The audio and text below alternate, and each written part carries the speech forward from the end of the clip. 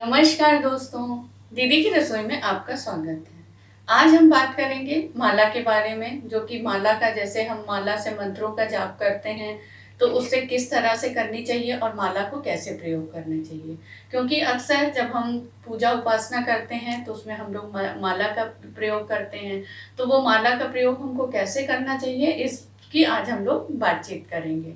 उसके लिए जैसे माला जो होती है उसको हम लोग अलग अलग मंत्रों के उपासना के लिए अलग अलग माला का प्रयोग करते हैं। हमारी प्रार्थना उपासना करने के विभिन्न तरीके हैं और हम लोग अलग अलग तरीकों से उपासना भगवान की करते हैं। कभी सरल शब्दों में, कभी कीर्तन के माध्यम से, कभी मंत्रों के माध्यम से हम लोग अपनी बातें जो होते हैं ईश्वर के सम्मुख कह के अपनी बात को ईश्वर तक पहुंचाते हैं। तो इन सब में मंत्रों का जो होता है, मंत्रों का जाप करके जब हम लोग ईश्वर तक अपनी बातों को पहुंचाते हैं तो वो सबसे ज्यादा प्रभावशाली होता है। मंत्रों का जाप करने से मन जो है एकाग्र होता है और मंत्रों का जाप करना जो है बहुत ही अच्छा होता है। और अलग अलग मंत्रों से हम लोग अलग अलग ईश्वर के लिए अलग अलग मंत्र हैं, जिनको कि हम अलग अलग मंत्रों का जाप करके उससे हम शक्तियां जो है ईश्वर से प्राप्त करते हैं। हर मंत्र का ताकत अलग है और शक्ति भी अलग है, इसलिए जब हम अलग अलग मंत्रों को जाप करने के लिए अलग अलग मालाओं का प्रयोग किया जाता है, क्योंकि मालाएं कई तरह की होती हैं और मालाओं का जो है हर मंत्र के लिए अलग माला का जाप करने के लिए यूज किया जाता है। और मंत्रों का जाप करने के लिए हम लोग अलग अलग मालाओं का इसलिए भी यूज करते हैं क्योंकि 108 संख्या में जाप करना होता है और 108 जो होता है वो अति शुभ माना जाता है। तो जो एक मन का होता है, जो माला होती है उसे मन का भी कहते हैं और उसमें हर मनके में 108 गुड़िया होती है, यानी उसके 108 दाने होते हैं। तो जब हम लोग और ऊपर जो एक फूल जैसा बना होता है एक और मोती है, उसको सुमेरु कहते हैं।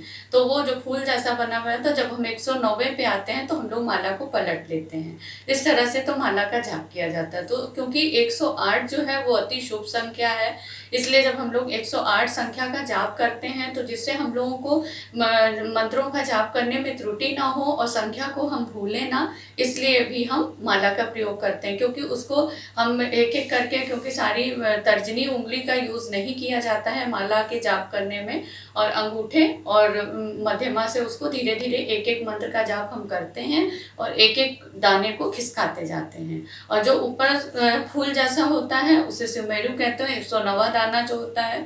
और जब 100 सुमेरु पे पहुंचते हैं तो हम लोग माला को पलट लेते हैं। और 108 इसलिए भी अति शुभ है क्योंकि 108 संख्या जो है ये परम ब्रह्म की सीढ़ियां हैं। जब हम किसी भी माला का जाप करते हैं तो जैसे हमें माला को कभी खुले में नहीं करना चाहिए, माला को हमेशा हमें ढक के जाप करना चाहिए किसी भी कपड़े से, या इस तरह से आप जपमाली ले लें, जपमाली में रख के जाप करें जैसे मैं दिखा रही हूँ। और हर मंत्र को जाप करने का अलग माला होता है। जब वैसे रुद्राक्ष एक ऐसी माला होती है जिससे कि ज्यादातर मंत्रों का जाप हो सकता है। अब ये जैसे जपमाली में मैंने रखा हुआ है, मैं आपको निकाल के दिखा रही हूँ। ये हमारी रुद्राक्ष की माला है। रुद्राक्ष की माला से ज्यादातर मंत्रों का जाप हो सकता है।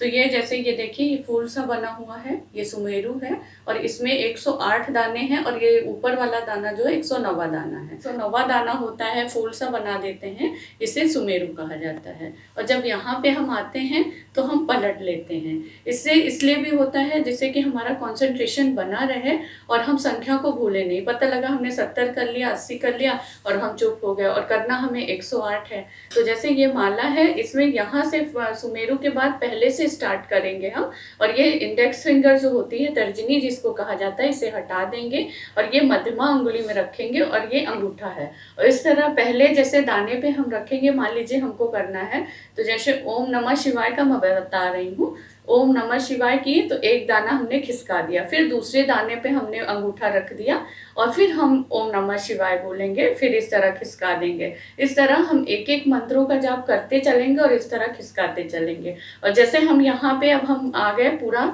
हमने यहाँ तक कर लिया तो हमारा 108 पूरा हो गया। तो उसमें हमको ध्यान नहीं लगाना है कि हमें 108 पूरा हुआ कि नहीं। और यहाँ पे आए तो फिर ऐसे हमने माथे से लगा के और हमने अपनी माला को पलट लिया और पलट के फिर से हमने इधर से शुरू कर दिया।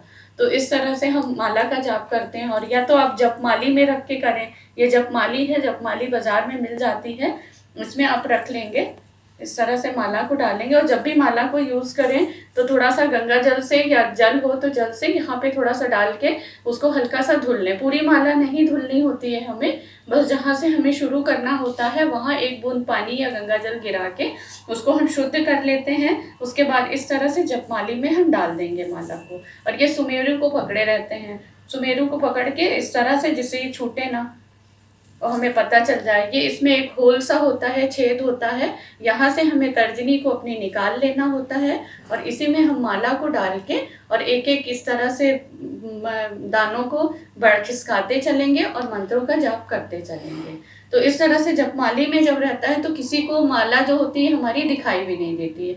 या अगर आपके पास जपमाली नहीं है तो आप कपड़े से ढक के करें कि किसी को भी माला जो है वो दिखे ना। और ऐसा नहीं है कि आप उसी माला को पहन रहे हैं और उसी से जाप कर लें।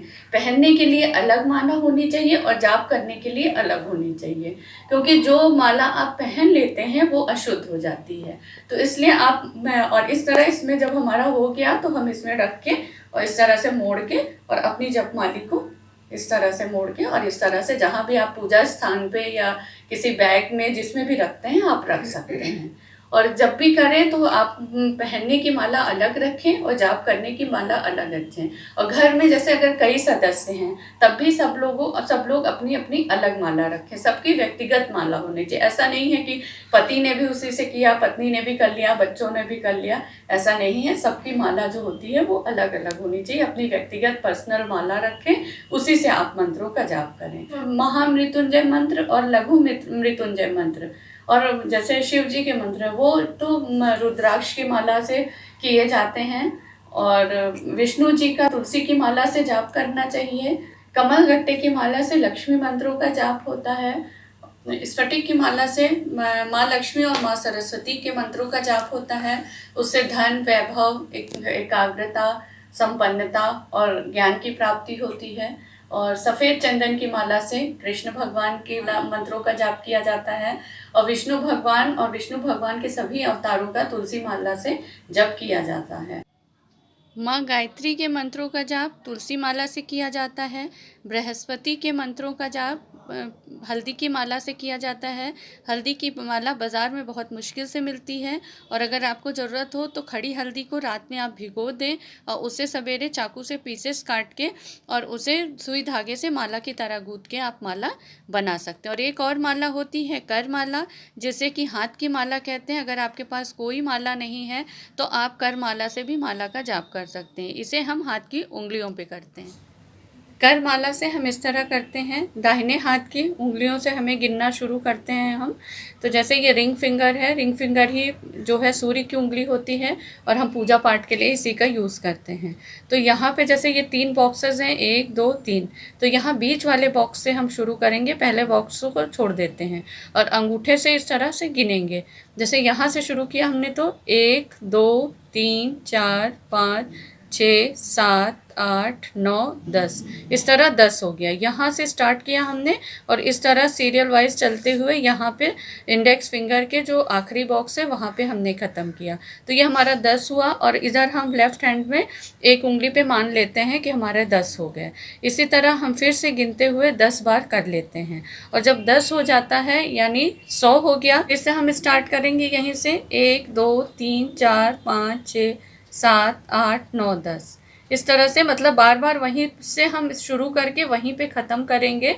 तो 10 बार जब हो जाएगा तो 10 यानी 100 हो गया। कर लिए तो 100 हो गया और उसके बाद अब हमें 8 और करना है। तो अब 8 करने के लिए हम ये वाला बॉक्स भी छोड़ देंगे, इधर का पहला बॉक्स और इधर का आखिरी बॉक्स छोड़ देंगे तो हमारे 8 काउंट हो जाएंगे। जैसे कि अब हम इसको छोड़ देंगे और यहाँ से शुरू करेंगे 1 2 3 4 5 6 7 8।